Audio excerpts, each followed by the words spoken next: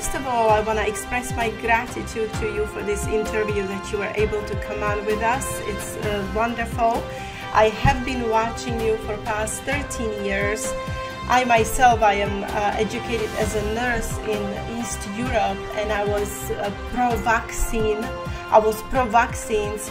As you know, I was brainwashed in nursing school to believe in vaccines, so I have been trained to believe in them until the day when my son received MMR and he was very sick after that vaccine, and I was seeking for help, and I found you online, and since that day I've been listening to your lectures. So you had a major role in educating me, and I'm so glad that you were able to come on today with us here in Israeli News Live so we can help more people to be aware of the dangers. So can you please just briefly introduce yourself? You are a medical doctor. You're MDO, right? DO, Doctor of Osteopathy. Yes. And yes, and doctors of osteopathic medicine here in the United States, it's a different designation than anywhere else in the world. The osteopathic profession started in the late 1800s, and it was started by an MD, a medical doctor, who was very dissatisfied with the medical treatment that was going on during that time, and his name was Dr. A.T. Still.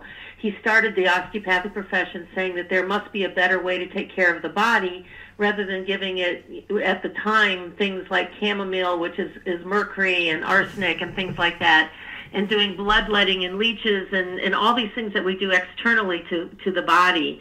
So he had the concept that the body is a single unit, there are structure-function relationships, the body has the ability to heal if it's given the right circumstances, and so the osteopathic profession was started in the late 1800s.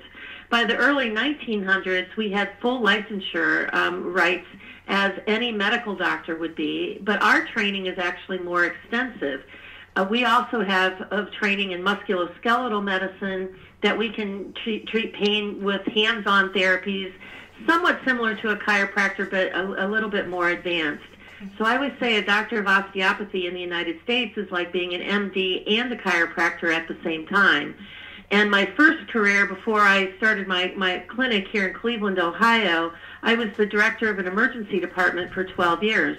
I was a medical doctor. I wasn't a paramedic. I wasn't an EMT, which some of the Australian people have accused me of. But I was an actual medical doctor that did all medical things just like an MD. In fact, a doctor of osteopathy can be a neurosurgeon or an obstetrician or a family medicine doctor or a pediatrician. They have the same licensure rights here in the U.S. I know that internationally there are large contingents of osteopaths in France and in Italy and various other countries, and that their licenses are much more restricted to just hands-on manual medicine. I know in Australia that osteopaths are thought of probably even less than chiropractors or naturopaths.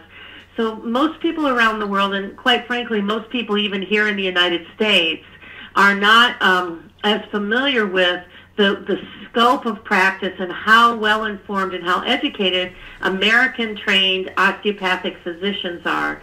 We take a big interest in nutrition and health and overall taking care of patients from the bottom up and from the inside out, rather than just using prescription medications to suppress their symptoms. Thank you so much for this explanation in such depth, because I know that there were some people that were not sure if you are a real doctor because they're so used to MD title, and it seems, you know, that you are actually more educated than MDs are. You have extra education. We do, even from when we were in medical school, and actually one of the osteopathic medical schools that's in Michigan is right side by side next to the MD medical school. They take all of their first and second year classes together in terms of anatomy, physiology, biochemistry, embryology, all of those things. They sit in the same classroom taking the same classes. Right. The difference is, and then the afternoon, the medical students, the MD students, can go to the library or go play basketball in the afternoon. Right. The osteopathic students go to the lab and learn how to do structure, function, relationship medicine, like hands-on things to fix your neck and your back and your extremities and your feet. And so they have 400 to 500 more hours of training, even at the level of the medical school, than what the medical doctors and what MDs do. That is amazing. Thank you for explanation of all that. And you have pursued such active role in exposing vaccines, but I'm sure when you were in a DO school, did they teach you the dangers of vaccines? How did you come to this situation, Dr. Sherri? Did you believe before in vaccines, or did you used to believe in vaccinations, or DO school has taught you? Do they teach future doctors in a DO program dangers of vaccines? No, they don't. We don't learn any more about vaccines in medical school than the MDs do. In fact, when I was in medical school, there were only 3 vaccines at that time. There was only MMR, DPT, and polio, and there really wasn't much to say about it other than the indoctrination in the religion of vaccination, because even you've used the term several times about belief in vaccines. It's, it's belief in it, like you trust it, like God or religion or spirituality or something. Right. So we were not taught any more than anybody else. The big ramp up of the vaccine schedule didn't begin until 1991. And I graduated from medical school in 1984. And so there wasn't that much to say about it. They just said, here's the schedule, memorize it, this is what you do. So up until 1985, there were really only those 3 vaccines that children got. They didn't get them in a very rabid or very forceful way. Sometimes they were skipped. They were very much spread out over the first 2 years of life. And so the amounts of reactions were minimal. It wasn't until 1991 when they started adding the hepatitis B vaccine at birth and the Hib vaccine at 2, 4, and 6 months, the Haemophilus influenza B vaccine, and they started really loading up the vaccine schedule for the children to get all of these vaccines before 1 year of age. That's when it started being ramped up. Now, having said that, the kids and the students that were in medical school since that time have not learned any more of the details about vaccines than anyone else. They are told, here's the schedule, memorize it for the test, and when you get out, these are the vaccines and how you give them on time, and you have to mark the electronic medical records appropriately if you want to get paid. So that's about the full extent of what medical doctors and osteopathic physicians really know about vaccines. So in your practice, did you start connecting the problems that patients had with the vaccinations? Well, it's interesting because I grew up in a chiropractic family. That my grandfather and my father and 3 uncles and 2 of my cousins are chiropractors. And I always wanted to be a medical doctor, and I was introduced through my pre-med advisor at college to osteopathic medicine, saying, here, if you became an osteopathic physician, you can do both. You can have the skill sets of the chiropractors, which you want to have in your toolbox, and you can be a medical doctor doing anything else that you want. So I was not vaccinated as a child.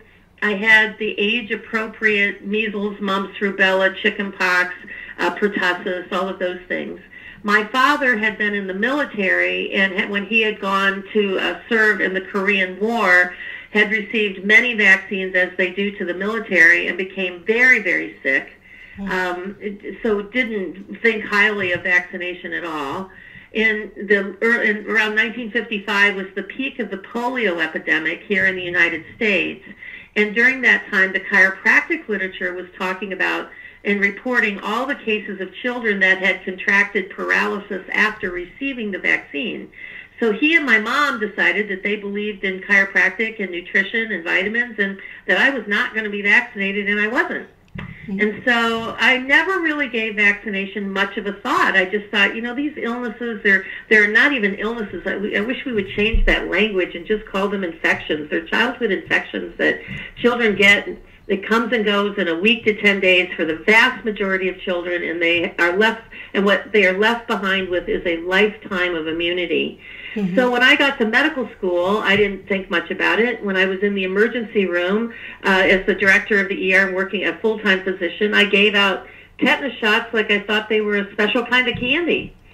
But I never believed in the catch-up schedule, and I know that sometimes, and I knew nothing about vaccines like I know now, absolutely nothing.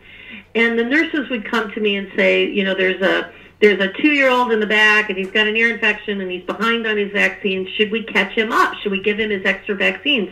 And I remember looking at the nurses and going, why would you want to do that? He's sick. He's trying to fight off an infection. You know, he's got ear infections. He's got a sinus infection. Why would you want to give him any of those shots? Just stop. And I remember seeing moms sometimes come. I can't tell you how many dead babies I saw in the mornings when I would work a night shift, that moms would come screaming into the emergency room carrying their child that had died during the night from SIDS.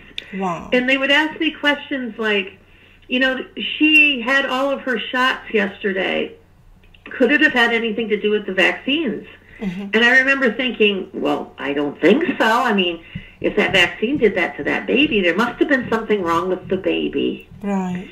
And somewhere along the line in all of my studies, I actually read that in writing in a document from the CDC, that if a child has a problem from a vaccine, there's no, that the problem is the defective child. And that was the words that they used. Wow. And so that's how doctors are trained to think. It's not the vaccine. There's something wrong with the child. And so therefore, sorry, but you know, your child was defective. And so then in September of 2000, I received a brochure in the mail to attend the National Vaccine Information Center meeting in Washington, D.C.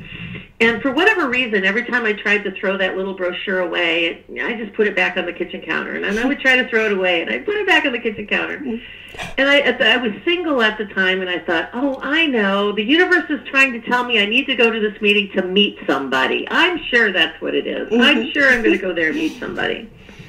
And I went to the meeting, and I didn't meet anyone, but what I saw was travesty everywhere. There were 700 attendees, children that were severely damaged from vaccines. I sat through a 4-day meeting, and I listened to doctors and parents and PhD researchers and all sorts of people like that talking about the problems related with vaccines. And when I came home from that conference, I sat in my living room, and I thought, how did I miss this? Wow. Maybe I should do some investigation into this. Where should I start? I know. I'll start with the Centers for Disease Control. I'll start with the CDC documents and see what they have to say and see if I can figure this thing out. So I read the General Recommendations of Vaccination, the 1998 version of it, and I thought, this 42-page paper is terribly written. It's very inconclusive. This is it? This is what this entire industry is built around? Well, maybe I ought to read a little bit more. Yeah. Well, the reading a little bit more turned into just a quest for knowledge and a passion for the truth.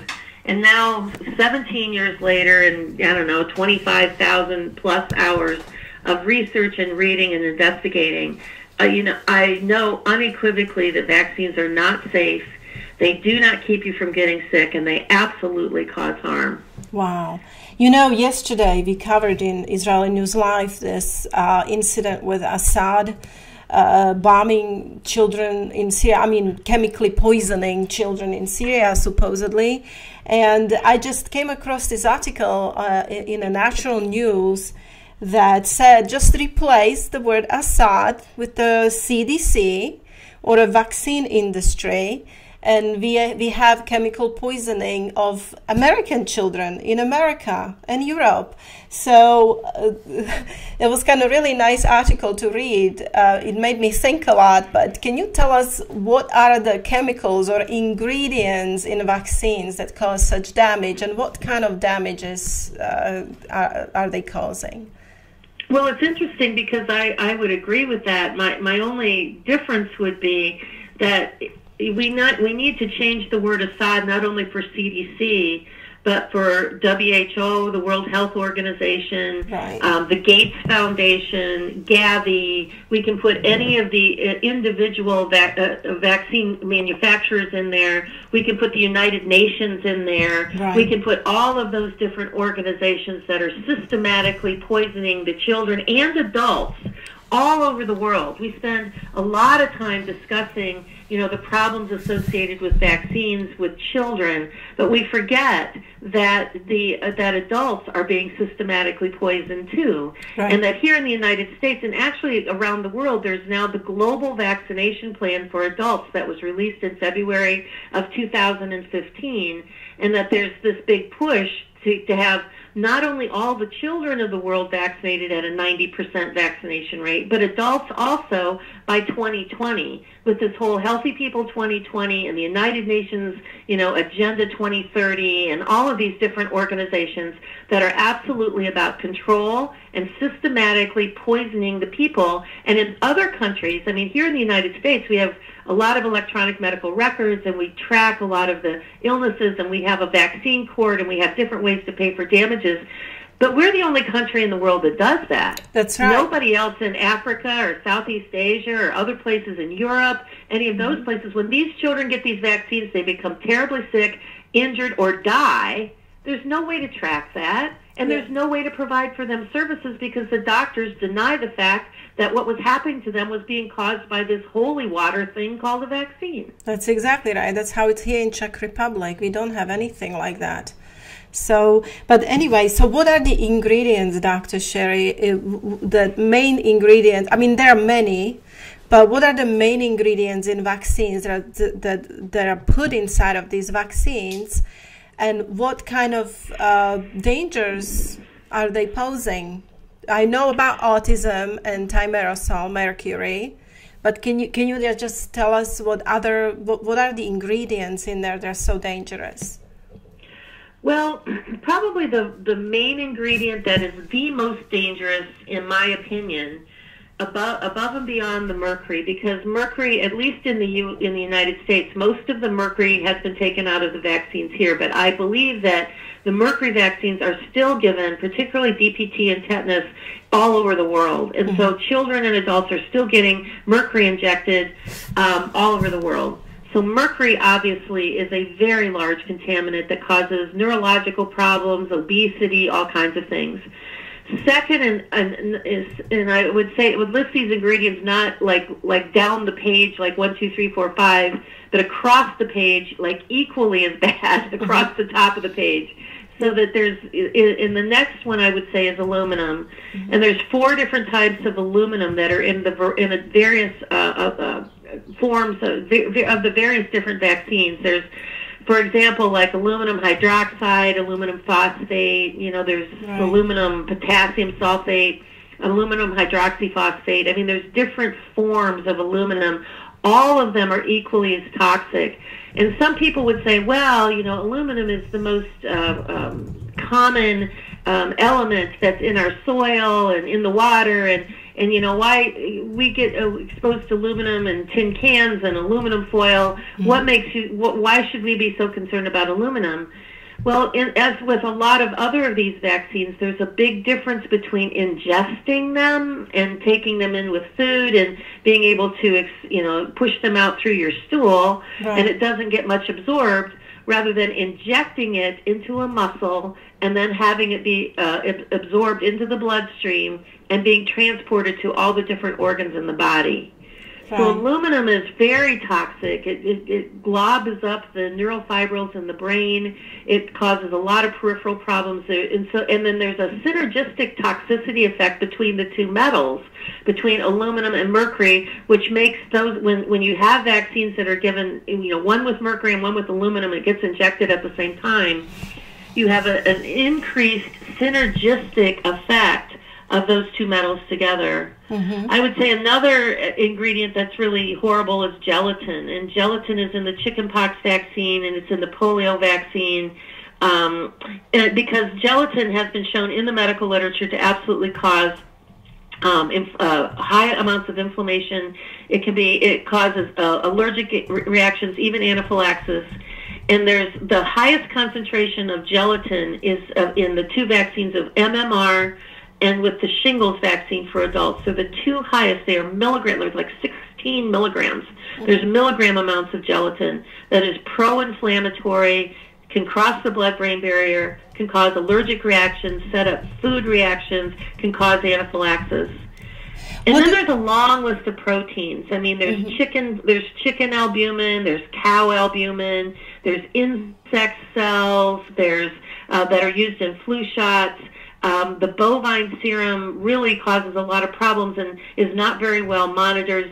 And both the avian serum, the chicken serum, and the bovine serum have viral contaminants in them that they cannot siphon or filter out that have been shown in experimental labs to cause problems with cancer. They can turn on genes that are called oncogenes and potentially cause cancer. There's the cells from aborted fetal tissue. Yes. You know that. So we are injecting aborted fetal tissue from into the human genome, and I think that can contribute to things like autoimmune diseases. We have MSG, we have borax, like that you put in your laundry detergent. Right. There's detergent like TRITON X100. I mean, there's actually almost 65 different chemicals that are in the vaccines. Now, that doesn't mean that if you have one vial of vaccine, you have 65 chemicals in it. But if you get all 69 doses of 16 different vaccines, you get all the available vaccines, you will get doses of all of those chemicals. And the problem is that they're giving it to little children, to the most vulnerable, that their immune systems are not ready yet to get this kind of chemicals inside of their bodies. But I wanted to ask you, when my son received MMR, doctor told me that it's thimerosal free. However, he still got really sick. He almost died. That's how I felt as a mother. He almost died, but I was getting him help the very next day. I went after a naturopathic doctor who was detoxing him from this vaccine. But I think that saved him tremendously from getting autism. He started to get like autistic symptoms. He wasn't responsive very much to me, or he didn't smile. He cried, high-pitched crying, and it was just really bad. But there was no thimerosal in that vaccine. And later, I found out by studying that they're replacing thimerosal with antifreeze. Is this true? Something like antifreeze. I don't know exactly chemical name for that particular ingredient. And that one also causes autism. Is that true? Well, thimerosal they use it as a preservative, and what you're referring to is something. It's called 2-phenoxyethanol. That's it. Yes. Yeah, and that can be used as a preservative too. You see that in the polio vaccine a lot. I'm not sure whether or not that is actually it. I don't think that's in the MMR vaccine. But part of the problem with the MMR vaccine is there's two parts that I think are really a big deal. One is the high amount of gelatin in there that we already talked about, because it's so pro-inflammatory. But the bigger deal is that these are 3 live viruses, and that the live viruses can combine together to cause even more toxic types of viruses. They can mutate and form different things. And then when they've added in, there's another vaccine called ProQuad that sometimes they combine chickenpox, so that vaccine has 4 live viruses in it. And so, those are some of the elements, I believe, with the MMR vaccine. In fact, and also the rubella fraction of the MMR vaccine is made from aborted fetal tissue. There's egg protein that's in the MMR vaccine. And so I think that there's human albumin used to grow the measles fraction. So what you're injecting in there is foreign DNA, foreign DNA from chickens, from other humans, and from aborted fetal tissues, in combination with 3 live viruses and a large dose of gelatin. Wow. And usually when that MMR is given, it's around 1 year of age. Sometimes it's given with other vaccines at the same time. And it's my just personal and professional opinion, it's sort of like the poison cherry on top of the sundae, meaning that your children these babies have had all these other vaccines. I know in Europe and Asia, they give the BCG vaccine at birth, and it's a horrible vaccine, and it doesn't work. It doesn't prevent kids from getting TB, and they give that at birth. It's a horrible vaccine, and they give that in a lot of the third world countries and throughout all of Europe, and I know Southeast Asia. And then you've had DPT and polio and Hib and Prevnar, and now they've got Prevnar 13, which has the highest amount of aluminum, and it's like getting 13 vaccines from one injection. They have Pediarix, which is a combination vaccine. I know they use a lot of combination vaccines throughout Europe and through Asia because it's less needles.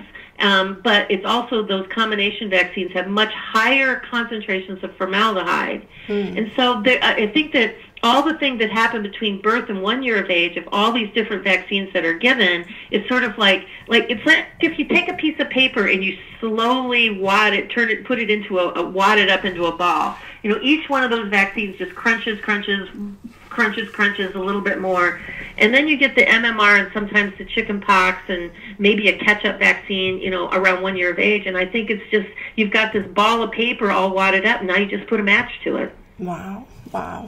You know, I heard somewhere this statistic. I don't know where I read it. Is this true? It's somewhere I read that by year 2030, or I don't know exact year, but I think it was 2030, 80% of American boys will be autistic if we don't do something. Is this really this bad? That's Dr. Stephanie Seneff's work. She's a PhD researcher from MIT, and her work on glyphosate in vaccines has been incorporated into lysine, and you know, glyphosate is from the pesticides from Monsanto, and her lab has tested traces of glyphosate, of this pesticide that is in the MMR vaccine and several other, I don't remember them all off the top of my head, but it was her work that showed that on this trajectory of where we are going here in the United States with this heavy vaccination schedule, and now trying to force these mandates like they have in California, and what's coming for adults to force all of these things on adults. But with the children, she did a projection that showed that if we continue at the same rate, and I do believe it was either 2030 or possibly 2035, that nearly 80% of that nearly 80% of the children in the country will have autism, and of those children that will have autism, 80% of them will be boys. Because boys tend, for some reason, and there's lots of theories and some science to back this up, that boys are more susceptible to the effects of the vaccines. Some people think it's because of estrogen in little girls, the amount of estrogen they have somehow is protective, where little boys don't have as much.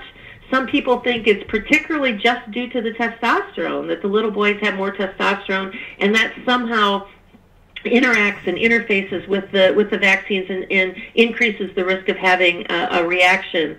There's some conjecture about that. Some of it may be because of the Y chromosome in little boys. Right.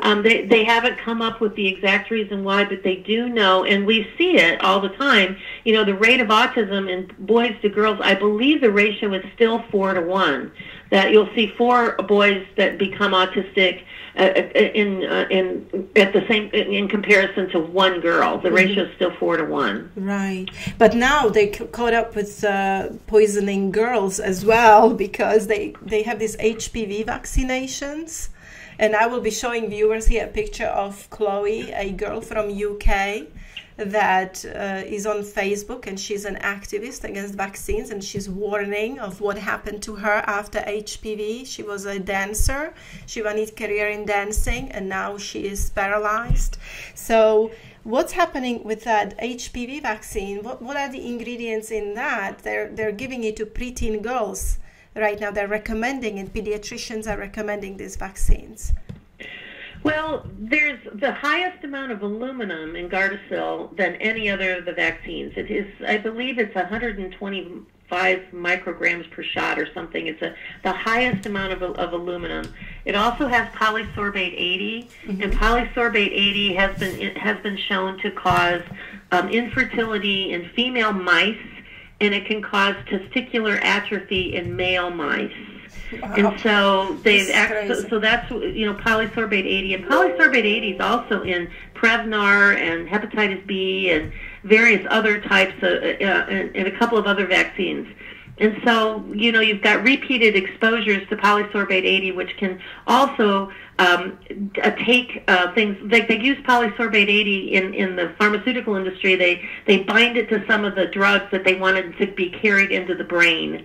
So we know that polysorbate 80 can carry things into the brain tissue.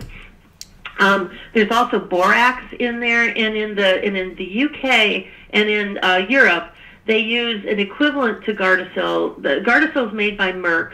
There's another HPV vaccine called Cervarix.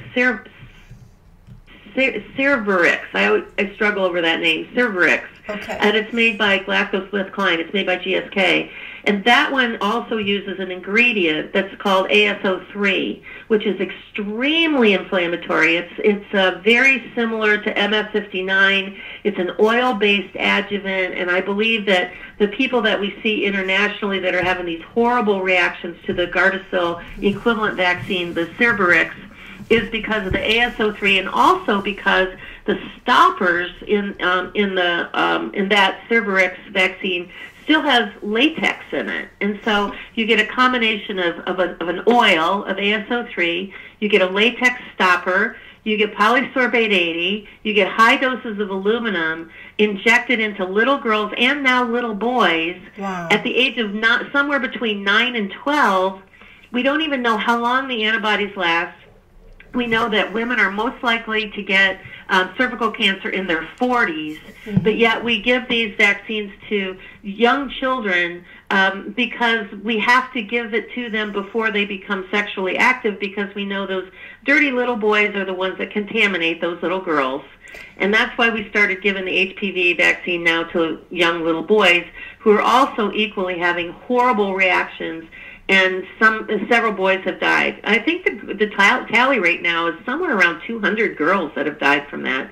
The statistics, if you really want to look closer at the HPV vaccine, I would encourage all of your listeners to go to sanevax.org. It's S-A-N like Nancy, E like Edward, V-A-X, sanevax.org. The women that run that website have got 7 countries on the ropes now that are, there's countries like in South America and Japan that are about to remove the Gardasil vaccine completely from their schedule because of all the carnage that vaccine is causing for very little, if any, protection at all. Wow. And if anybody who's listening really wants to help them, please go to their donate button and donate what you can. They run on a shoestring little budget, and they are doing amazing work for the entire planet. And they are really trying to get the Gardasil and the Cervarix vaccines stopped globally because they are unnecessary, and all they do is deliver harm. I'm going to provide a link for people so they can go to that website and help out. But anyway, we know this is being done now. It's exposed. You are exposing it. A lot of doctors are coming more and more on board exposing this evil that's being done. But what is the reason? What do you think the reason is? Why are they doing this to our children? Is it greed? Is it money? Or is it even more sinister? The depopulation theory? Or what is this? Why is this going on? What's the reason? I think it's it's my personal opinion. I think it's all of that. I also think that there's this level of, like what you started out by saying when you were a nurse and you believed in vaccines. You know, we have a 200-year multi-generational indoctrination in this religion called vaccination. Mm-hmm. And that we want to inject all of these children under this ruse that these vaccines somehow can benefit them and keep them from getting sick. And what we're trying to prevent, really, when you break down these infections, what they really are a fever, a cough, a rash, and some diarrhea for the vast majority of kids and the vast majority of these transient childhood infections. You know, we've been sold a bill of goods that somehow those infections are deadly, and if you catch them, you're going to die, mm-hmm. unless, of course, you've been vaccinated. You know, I got chickenpox as a child, and I think I got mumps. I remember mumps as a child, and at that time, it was no MMR, and we got these diseases, and we got this long life immunity now for these diseases. So, as you said, this is absolutely crazy. I think these children should be getting these illnesses. Do you agree? Yes, I do. And we need to stop calling them diseases. That's right. Sorry. We need to refer to them what they really are. They're a virus or a bacterial infection. Yes. And if you go to the CDC's website, and they have a section in there on travel, on travel. You know, I don't think in any of the travel vaccines worldwide, at least from the U.S., they're recommended, they're not required, except for yellow fever in a very few select countries around the world. All the rest of them are simply recommended. And I get these calls from people like, I got a call the other day from a friend of mine who's going to Lebanon in a few weeks to visit a Syrian refugee camp and wanted to know if he should get all of these travel vaccines. And I said, well, no, typhoid doesn't work, cholera doesn't work. You had tetanus when you were a kid, and, you know, they think that tetanus can cover, if you have one tetanus shot, it can basically cover you for life. You're not going to be really exposed to anybody with measles. Why are you even considering this? And he said, well, I'm glad you referred that to me, and the big deal was that I thought he was going to be there for 3 weeks. He was only going to be there for 3 days. And they recommend vaccines. But that they wanted him to get all these vaccines and hepatitis A and all this other stuff. And I said, you know, you could end up with a chronic lifetime disability and be sick for the rest of your life for getting these vaccines that, A, are not necessarily going to keep you from getting sick, and B, you're only going to be there 3 days. That's right. And so these travel vaccines, so we need to, you know, but when you go to, what I started to say is if you go to the CDC's website, there's a section in there about infections that are from other countries, like Chagas disease and different types of diarrhea things and different types of parasites. And they go like leishmaniasis and things like that. And they go through this long list of ways that when you travel, the things that you can do to keep from contracting these infections, not diseases, infections. About, you know, don't drink glasses of water that you don't know where the water's come from. Don't drink glasses with ice cubes if you don't know where it comes from. You know, how to wash your hands, what you can do with iodine. A long list of things that are actually very, very good. They're very good recommendations. So my opinion about that was like, if those sorts of just hygiene things work for all of these infections for which we do not have vaccines, aren't they going to be equally as effective for these infections that we do have vaccines, but instead of pushing hygiene and washing your hands and covering your mouth and being careful what you eat, it's more about you have to get vaccinated. That's a great point. You know, like Dr. Elekova here mentioned the same thing. She said, you know, we don't have vaccine for cholera, you know, or any type of other infectious illnesses. We don't have vaccines for them, and yet only good hygiene prevents them. So that's a very good point. So what do you recommend for parents who decide not to vaccinate, how they should take care of children? I think they should kind of focus on immune system and making immune system healthy. Do you have any recommendations for how to boost the immune system of children? You know, we make too much of that. I mean, we just need to do the right things. Eat healthy. You know, I love the American Academy of Lifestyle Medicine. I love how they tell people to be healthy because it's so simple. What they say is eat real food. Yes, stuff that comes in a box or stuff they hand you out a window at a drive-through like McDonald's. That's not real food. Right. So eat real food. Eat mostly fruits and vegetables.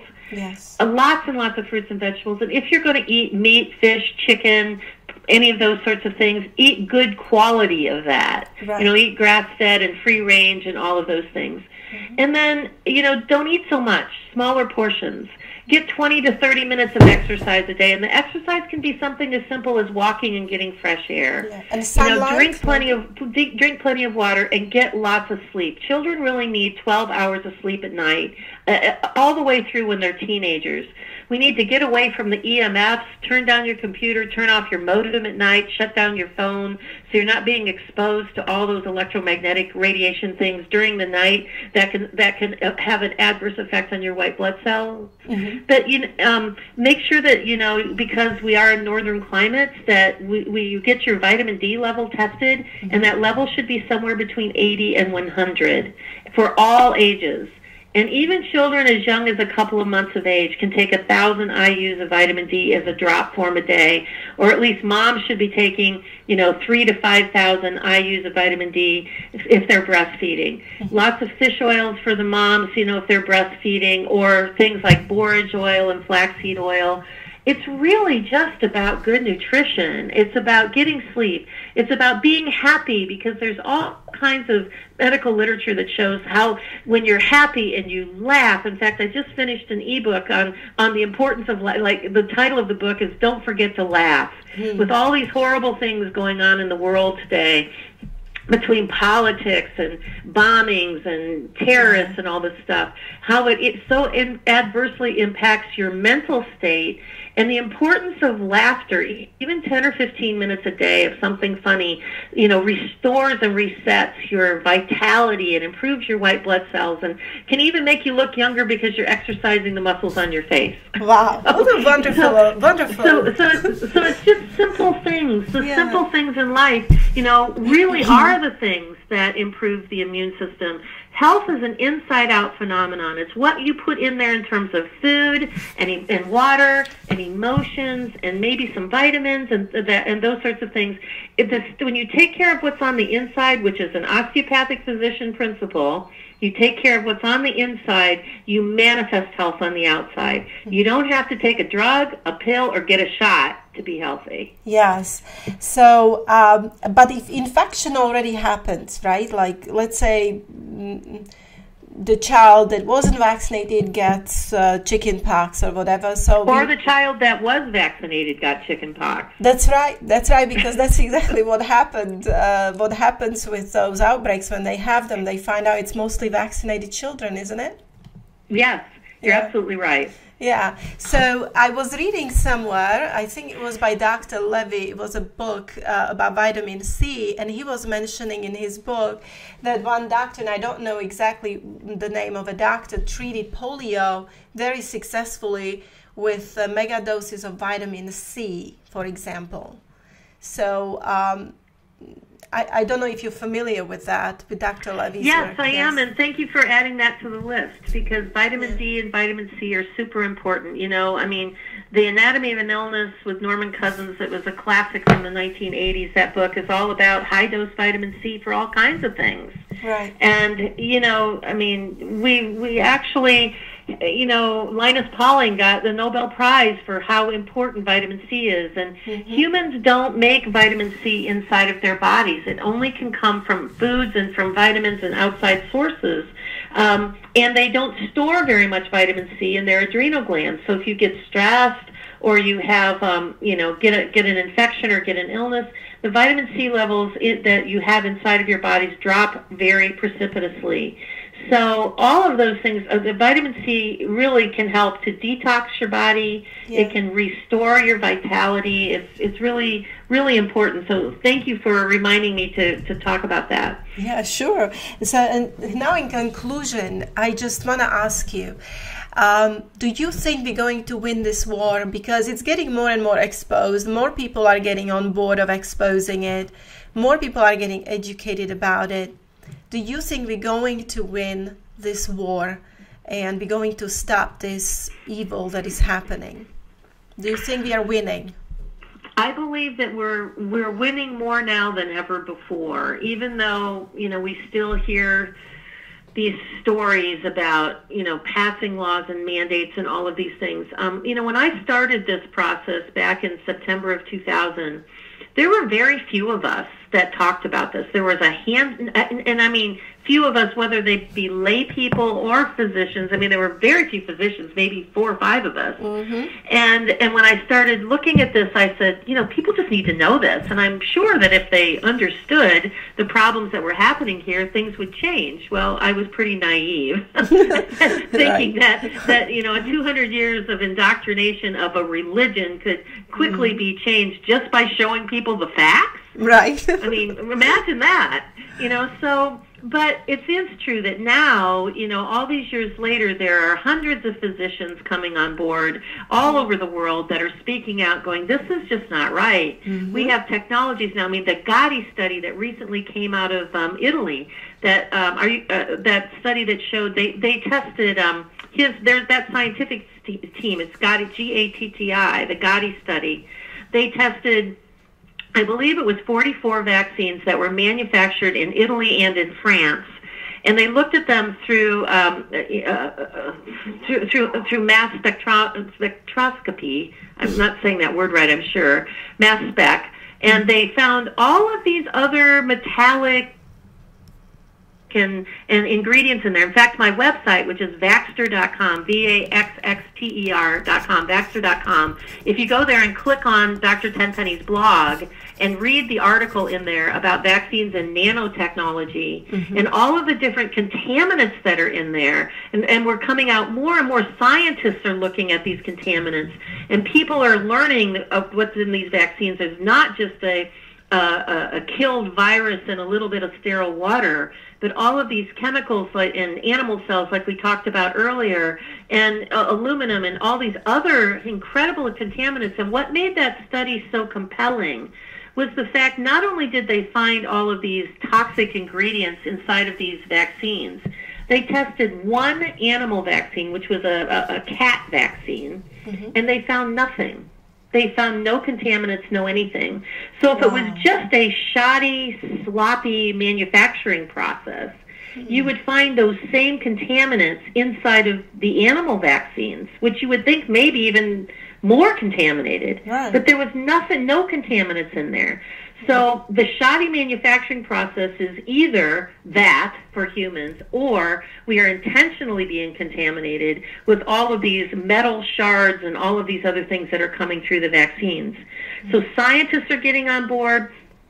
Parents are waking up. Unfortunately, parents usually don't wake up until they have a horrible incident with their child, which is why I've spent and committed all of these years and all this time of my life to trying to get people to look at this before they inject their children. Because a lot of times people ask questions, you know, my child's been vaccinated, what can I do to detox them? Well, there's only a limited amount that you can do. You can do it with diet. Homeopathy can help. But once you vaccinate, you can't unvaccinate. Please look at this before you decide to inject your child, and don't be bullied into vaccination. You know, so and to wrap that up in terms of your question, do you think we're winning the war? I think with scientists coming on board, with parents by the millions waking up, I think there's hundreds and hundreds of physicians that are waking up. Sooner or later, the 100th monkey is going to show up. And when that 100th monkey shows up, we're going to have a tipping point, and it's all going to fall down like a house of cards. Yeah.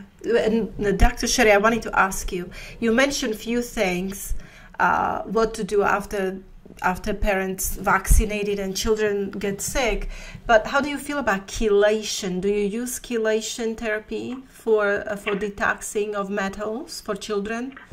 I don't. I know that some people do. I don't. I first of all, the chelation worked best with mercury, and with mercury's out of most of the vaccines, it doesn't work as well with aluminum. So I don't have much experience with that. I know that other people do, but it's not in my skill set. So you recommend mostly good diet and homeopathy? Yeah, homeopathy, I think, has helped a lot of children. You know, when you do classical homeopathy, and there are some times you can use some of the no-sodes and things like that for detoxing, because I think that what happens with these vaccines is it corrupts and changes the DNA of the vaccine recipient. And some of these some of these large particles go in and damage the DNA.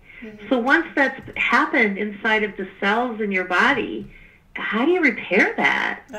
I don't know that we have the technology yet.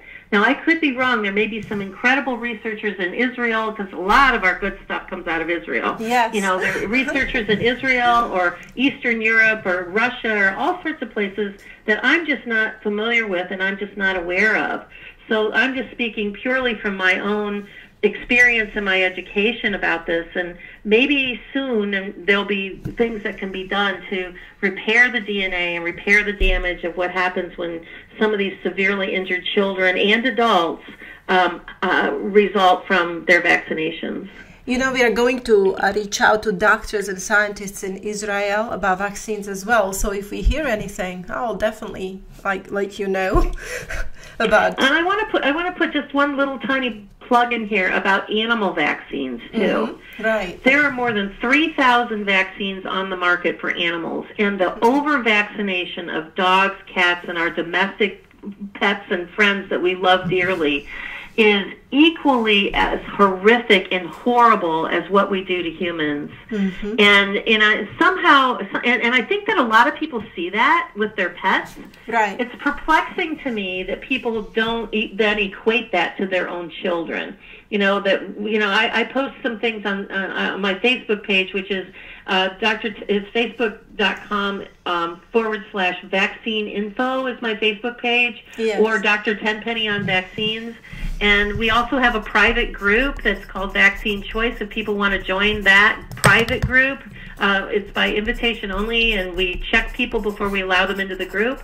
But we post a lot of things in there about animals and animal vaccines. And when I post something like how many people vaccinate their pets, I'll get hundreds and hundreds of comments of people saying, no, I don't do this, or I do it this way, or there's hundreds of comments. If I post something like, why do you vaccinate your children? I'll get 30 comments. Everybody's so incredibly attuned to what's happening to their animals. Right. We somehow need to peel the scales off of people's eyeballs and take the religious indoctrination out of their heads and make them be equally concerned about vaccinating their children as they are about their pets. Right, exactly. And you mentioned earlier nosodes, and somewhere in my research there, I read that nosodes are a good replacement for travel vaccines. Like if you travel to some kind of country where infections are more common or whatever, and then there is specific nosodes available that you can use. They're homeopathic. It's like a replacement for vaccines. Am I correct? Yes, and not only for travel vaccines. I mean, there are people who use homeopathy as to protect children from getting sick. I'm really resistant to using the word homeopathic vaccination, because I think that a lot of people get into trouble for that, because a vaccination is an act of injecting a substance into the body which then creates an antibody. That is the definition, and that is not what's done with homeopathy.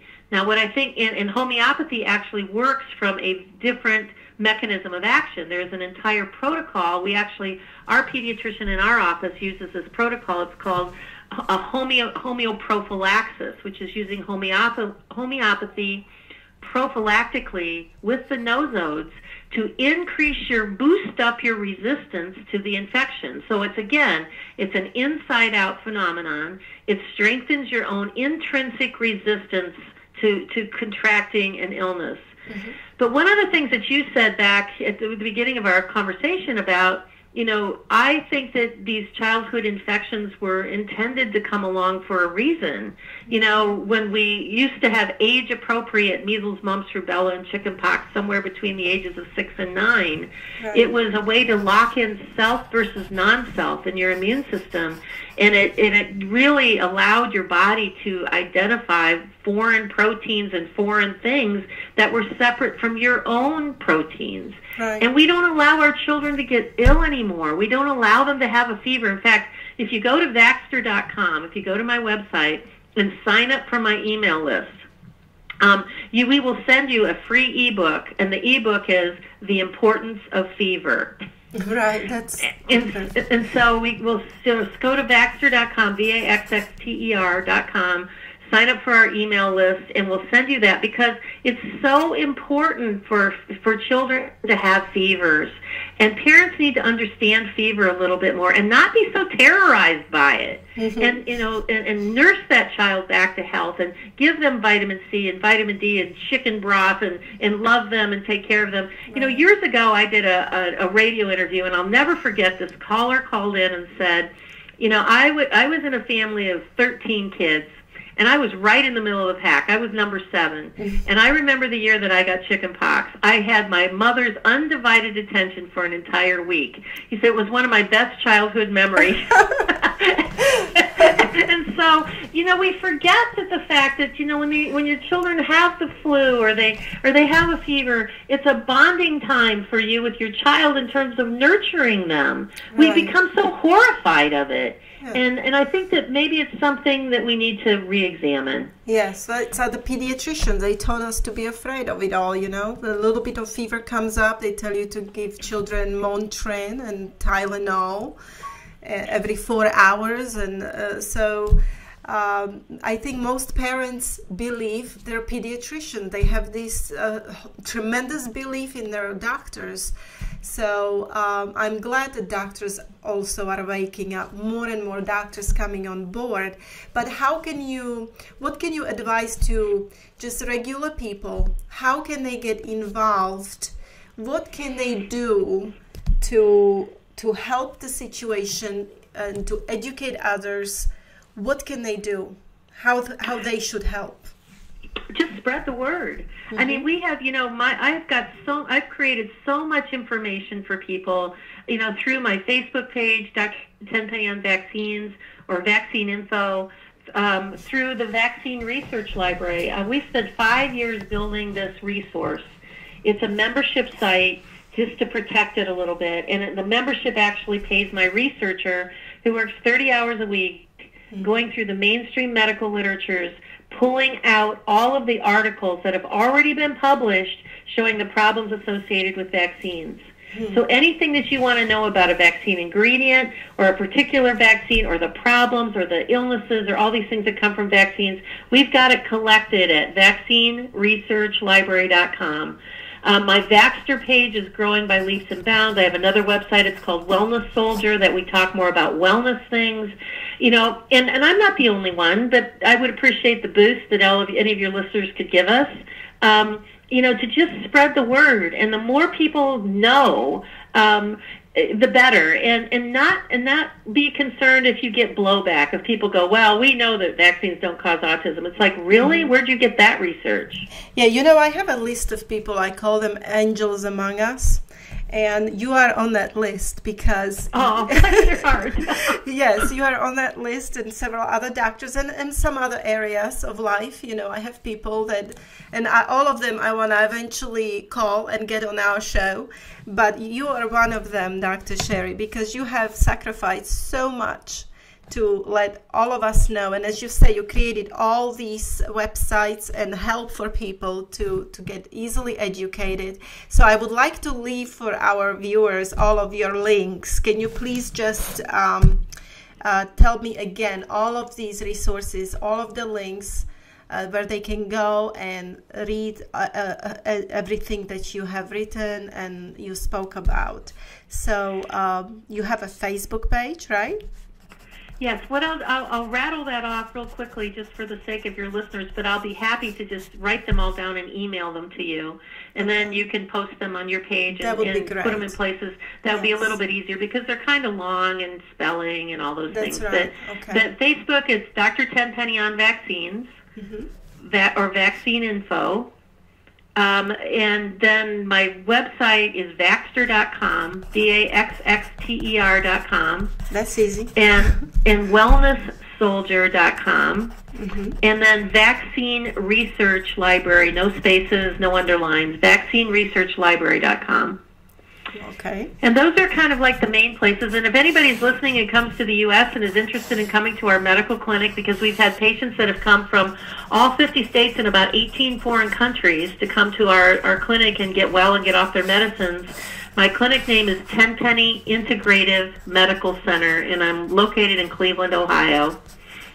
Excellent. So if you can email them to me, I will definitely put it below the video so they can contact you. They can support the work please support the work of Dr. Sherri Tenpenny. And I just want to remind you that we are going to have next year, we are going to have a conference in Prague on vaccines, educating public on vaccines. I'm creating it's kind of like an organization called European Citizens Against Vaccines, and I am bringing all the doctors together from United States and as well as from Europe, here from Czech Republic, Slovakia, Hungary, even doctors from Israel, that I want them all on board, and I want to do this education in Europe, in the European countries here about vaccinations, because I have found out that not many European people are educated on that subject. I think Americans are educated very well, but not the European community here. And I want to thank you, Dr. Sherri, for coming on today with us. It has been a tremendous pleasure and honor to have you, and I thank you for watching.